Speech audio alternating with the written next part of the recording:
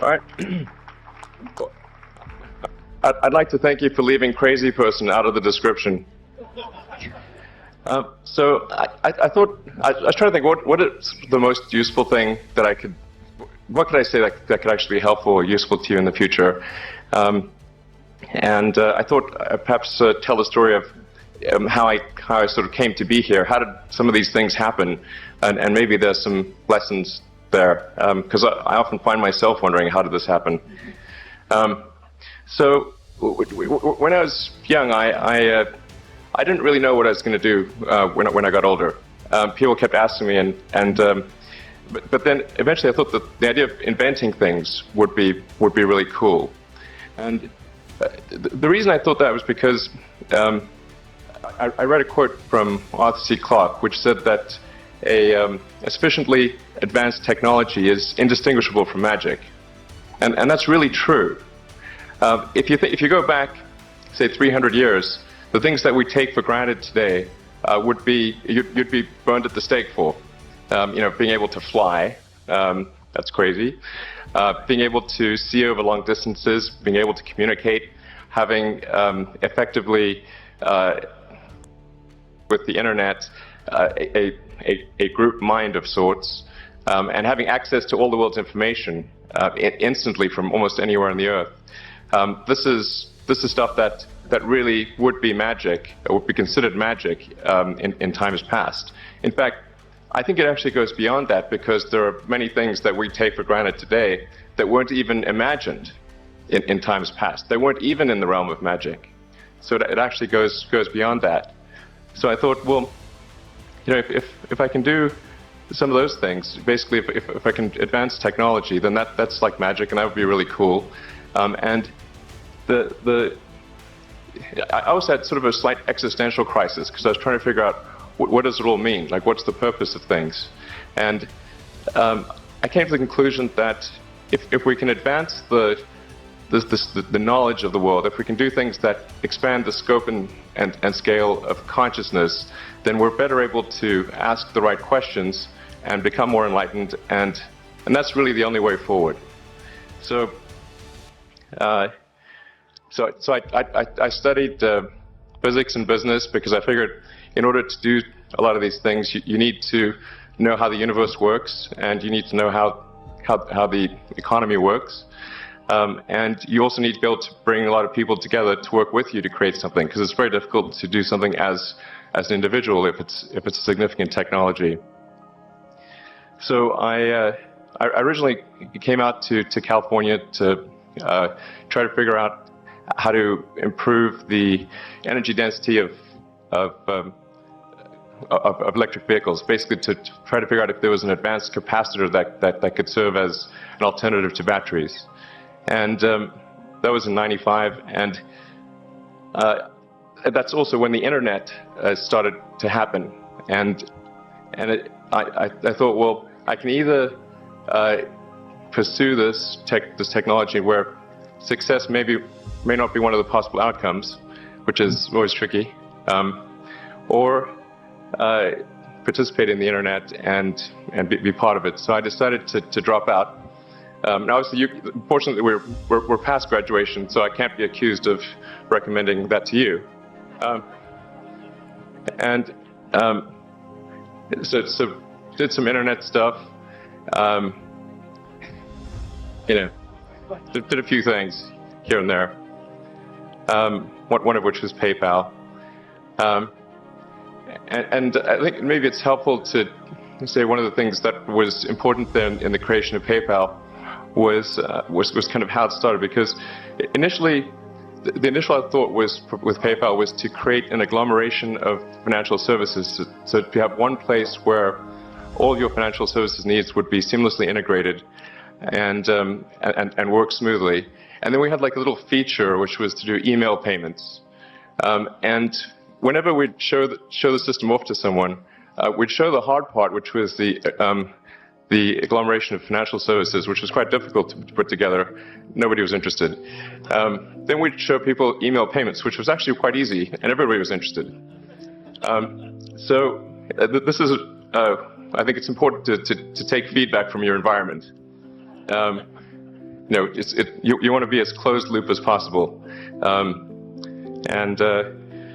So we focused on email payments and really try to make that work, and that's what really got things to take off. But if we hadn't responded to what people said, then we probably would not have been successful. So it's important to look for things like that and focus on them when you see them, and you correct your prior assumptions. And then let's get some water. Going from PayPal, I thought, well, what are some of the other problems that are likely to most affect the future of humanity? It really wasn't from the perspective of what's the rank-ordered best way to make money, which is okay, but it was really what I think is going to most affect the future of humanity. So I think the biggest terrestrial problem we've got is sustainable energy, but the production and consumption of energy in a sustainable manner. If we don't solve that this century, we're in deep trouble. And then the other one being the extension of life beyond Earth to make life multiplanetary. So that's the basis for the latter is the basis for SpaceX, and the former is the basis for Tesla and Solar City. And when I started SpaceX, initially I thought that, well, there's no way one could possibly start a rocket company. I wasn't that crazy. But then I thought, well, what is a way to increase NASA's budget? That was actually my initial goal. So I thought, well, if we can do a low-cost mission to Mars, something called Mars Oasis, which would land seeds with seeds and dehydrated nutrient gel, and you hydrate them upon landing, and then you'd have this great sort of money shot of green plants on a red background. And the public tends to respond to precedents and superlatives, and this would be the first life on Mars, the furthest that life's ever traveled, as far as we know. And I thought, well, that would get people really excited, and therefore increase NASA's budget. So obviously the financial outcome from such a mission would probably be zero.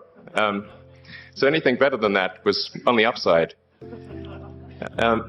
So I actually went to Russia 3 times to look at buying a refurbished ICBM, because that was the best deal. And I can tell you it was very weird going there in late 2001, 2002, going to the Russian rocket forces and saying, I'd like to buy 2 of your biggest rockets, but you can keep the nuke. That's a lot more. And that was 10 years ago, I guess. So they thought I was crazy, but I did have money, so that was okay. And after making several trips to Russia, I came to the conclusion that actually my initial impression was wrong about because my initial thought was, well, that there's not enough will to explore and expand beyond Earth and have a Mars base and that kind of thing. But I came to the conclusion that was wrong. In fact, there's plenty of will, particularly in the United States, because the United States is a nation of explorers, of people who came here from other parts of the world. I think the United States is really a distillation of the spirit of human exploration. So, but if people think it's impossible, then, or it's going to completely break the federal budget, then they're not going to do it. So after my 3rd trip, I said, okay, well, what we really need to do here is try to solve the space transport problem, and started SpaceX. This was against the advice of pretty much everyone I talked to. One friend made me sit down and watch a bunch of videos of rockets blowing up. Let me tell you, he wasn't far wrong. It was tough going there in the beginning because I'd never built anything physical. I mean, I'd built like little model rockets as a kid and that kind of thing, but I'd never had a company that built anything physical. So I had to kind of figure out how to do all these things and bring together the right team of people. And and so we did all that and then failed 3 times. It was tough going. Because the thing about a rocket is that the passing grade is 100%. You don't get to actually test the rocket in the real environment that it's going to be in. So I think the best analogy for rocket engineering is like if you want to create a really complicated bit of software, you can't run the software as an integrated whole, and you can't run it on the computer it's intended to run on. But the first time you put it all together and run it on that computer, it must run with no bugs. That's basically the essence of it. So we missed the mark there.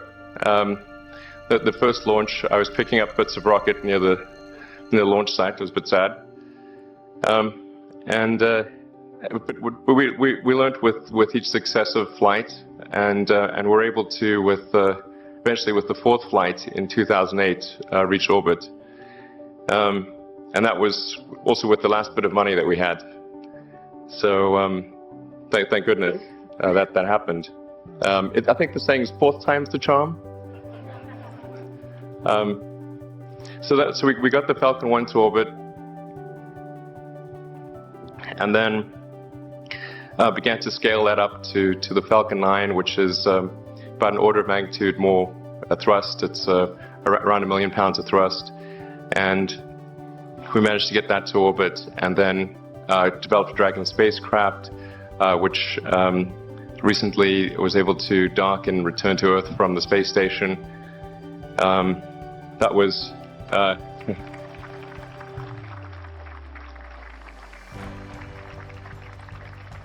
thanks. That was a white-knuckled event. Yeah, it's a huge relief. Still can't quite believe it actually happened. But there's a lot more that must happen beyond this in order for humanity to become a spacefaring civilization, ultimately a multi-planet species. And that's something I think it's vitally important, and I hope that some of you will participate in that, either at SpaceX or at other companies, because it's just really one of the most important things for the preservation and extension of consciousness.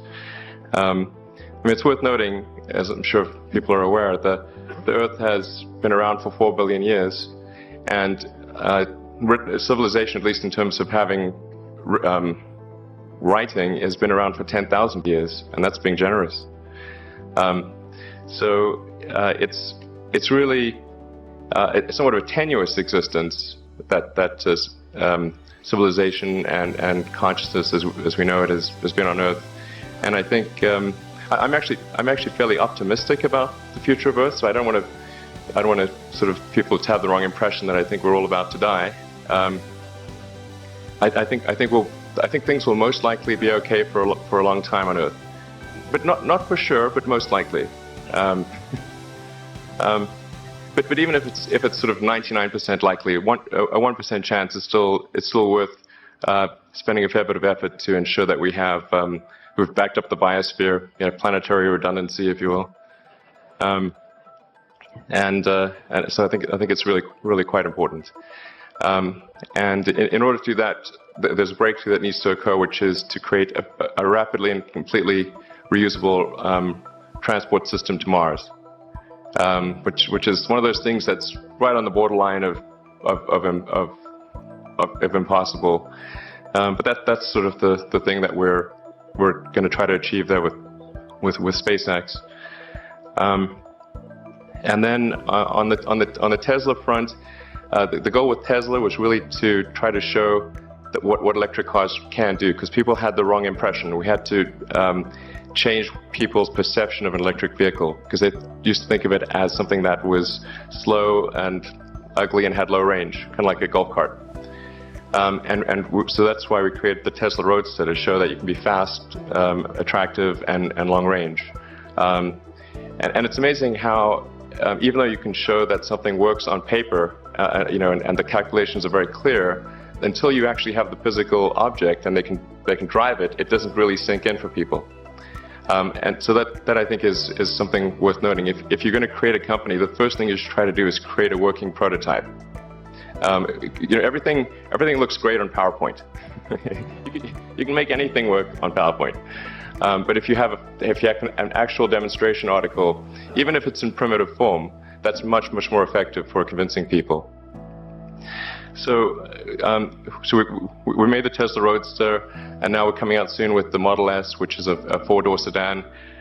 Because after we made the Tesla Roadster, people said, "Oh, sure. We always knew you could make a car like that. It's an expensive car, and it's low volume, and it's small and all that. But you couldn't make a real car." Like, okay, fine, we got to make that too. So that's coming out soon, yeah. So that's the, I think the where things are, and hopefully that there are some lessons to be drawn there. But I think the overarching point I want to make is that you guys are the magicians of the 21st century. Don't let anything hold you back. Imagination is the limit, and go out there and create some magic. Thank you.